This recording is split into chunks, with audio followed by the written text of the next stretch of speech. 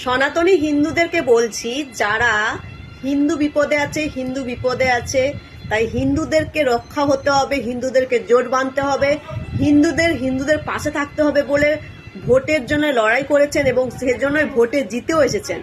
সেই সমস্ত হিন্দু ভাইদেরকে বলছি, বা সেই সমস্ত সনাতনী হিন্দু রক্ষাকর্তাদের বলছি, এখন তো সত্যিকারের যে সমস্ত হিন্দুরা খেতে পাচ্ছে না, অনাহারে আছে, বিপদে আছে, তাদের পাশে গিয়ে দাঁড়ান।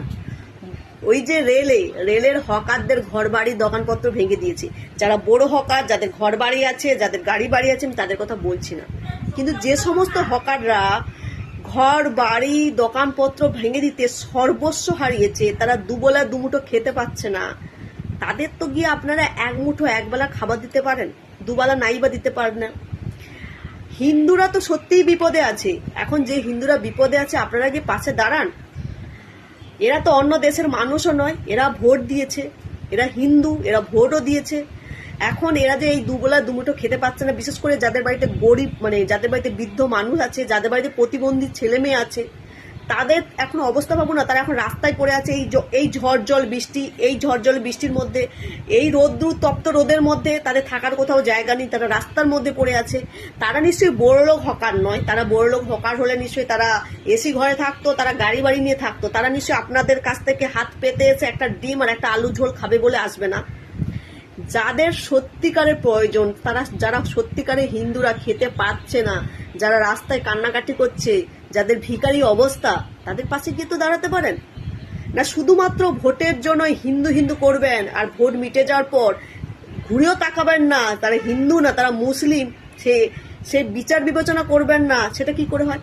যখন রেলের জায়গায়, সরকারি জায়গায় ঘর বাড়ি ভেঙেছিল, তখন আপনারা মজা পেয়েছেন, বলেছেন যে হ্যাঁ, সরকারি জায়গায় অবৈধভাবে কেন দোকান করে থাকবে, কেন ঘর বাড়ি করে থাকবে, ভেঙেছে, ঠিক হয়েছে।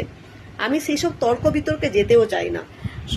যেহেতু সরকারি সম্পত্তি, তাদের ঘর বাড়ি জমি সরকারি জমির উপর করেছে, তাই সরকার চেয়েছে, ভেঙে দিয়েছে। এবার তাদের পুনর্বাসন দেবে কি দেবে না তা নিয়ে আমি তর্ক বিতর্কে যেতেই চাইছি না। সেটা সরকারের ব্যবস্থা, সেটা আইনি পথে চলছে। সেটা যদি সরকার চায় দেবে, না চাইলে দেবে না। যদি আইন বলে যে দিতে হবে, তা দেবে।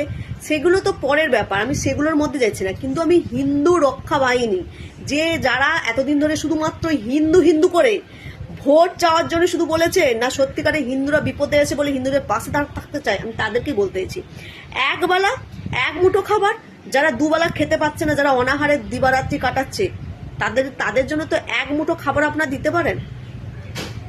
এটা করলে তো অ্যাটলিস্ট হিন্দুরা বেঁচে যায় না। শুধুমাত্র ভোটের জন্য আপনারা হিন্দু করেছেন, বলুন দেখি। এবার বলে তো যদি এত দয়া, তুই তাহলে খাওয়ার।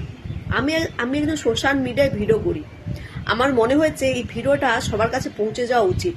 কারণ যারা এই দুবেলা দুমুঠো এক মুঠো খেতে পাচ্ছে না, অ্যাটলিস্ট অনেক খুব হৃদয়বান মানুষ আছে, যারা এই ভিডিওটা হয়তো গেলে একজন মানুষ যদি তাদের কাছে খাবার নিয়ে যায়, তাদের উপকার হবে।